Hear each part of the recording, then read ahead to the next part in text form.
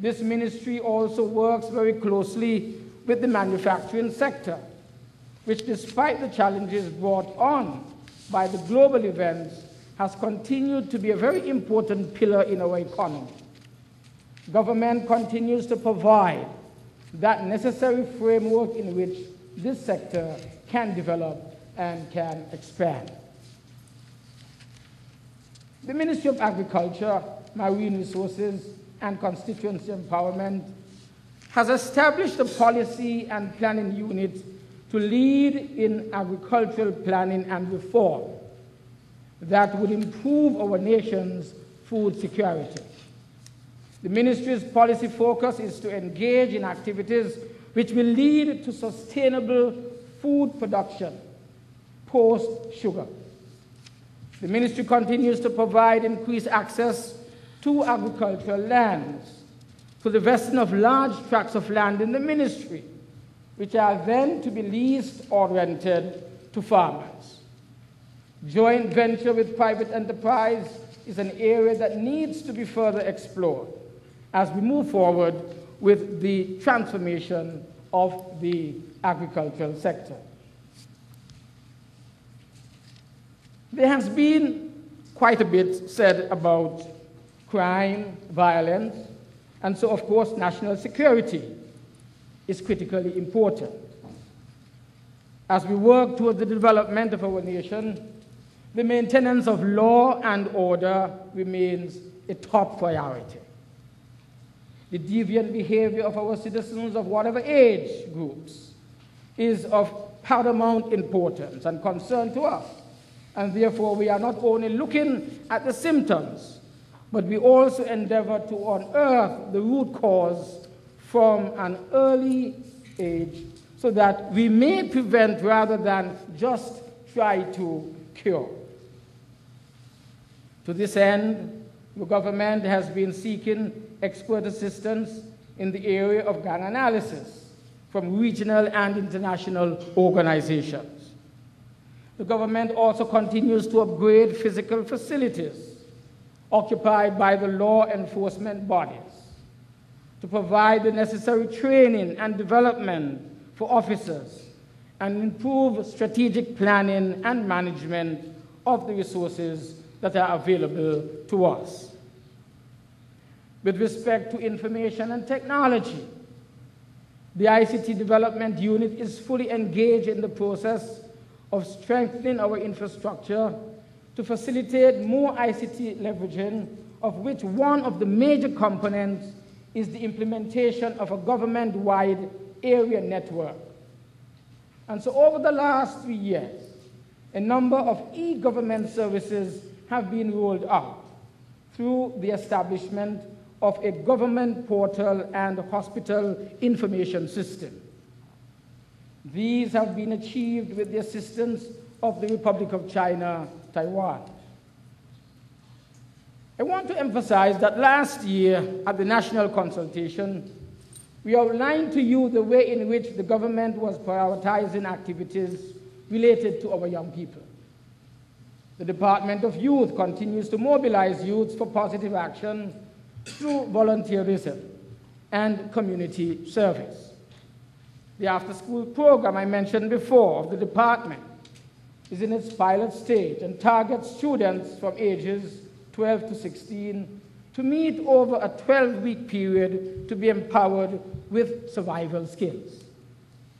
The youth media program has gained significant commendations and plans are in place to increase such activities. We understand that sports can be an important avenue for the channeling of youth energies and for training and development in the principles and in the values that should guide our young people. Government remains committed to the sports program, and we have been seeing the fruits of this investment in the form of success both locally, regionally, and internationally. The ministry responsible for sports works very closely with the Ministry of Education and national sporting organizations to facilitate physical education instructions.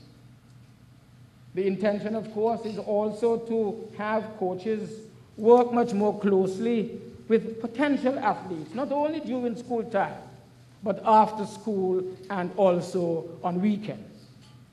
We believe that continued face-to-face engagement with our youths is one of the means by which they can be steered towards the right path of productive and meaningful lives. What I've done, ladies and gentlemen, for the last few moments was to provide you with a glimpse of the reforms which government has been undertaking to address the challenges, those challenges brought about by the current economic and financial situation. And I have especially focused on those areas which will not be making specific presentations today. There is much more to the scope of our reform process than the time that we have during this forum would permit me to elaborate upon.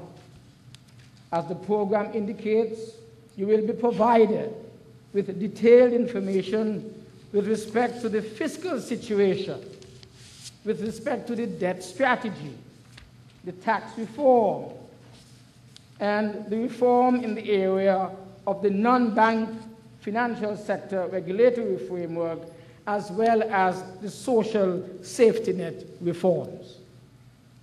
Our policy responses to the challenges which we are currently facing will redound through the ages as future generations are impacted by the decisions that we are making today. I therefore urge all of us to be focused, to be practical and to be honest and sincere as we seek to work together to find the best solutions for our developing nation. It is not just the government that must take responsibility for the path which our nation takes. All stakeholders are duty-bound to become involved in the nation-building process, and the current economic crisis makes it even more imperative that we become involved in a very constructive manner now. The livelihoods of our children and succeeding generations, they are, of course, at stake. We have been engaged over the last 5 years in the reshaping of our economy post-sugar.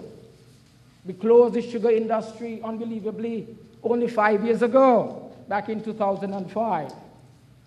This has proven to be a most noble enterprise, as we have seen the transformation of the various sectors in support of the new economy with its new demands that are being placed upon us. However, in the midst of this exercise, crisis has arisen. The financial and global crisis has struck us. The question is, how will we deal with this crisis so that it does not derail our original objective to build a vibrant and resilient service-oriented, competitive economy where all of our citizens can live and work and reach their fullest potential. In spite of the scope and severity of the challenges which confront us, we must maintain our resolve to adhere to sound macroeconomic policies that would promote a stable economy characterized by steady and sustainable growth. All of the aspects of sound economic management, including sound fiscal policies, which we expect will translate into manageable fiscal deficits, need to be examined in order to ensure that we are on the right track.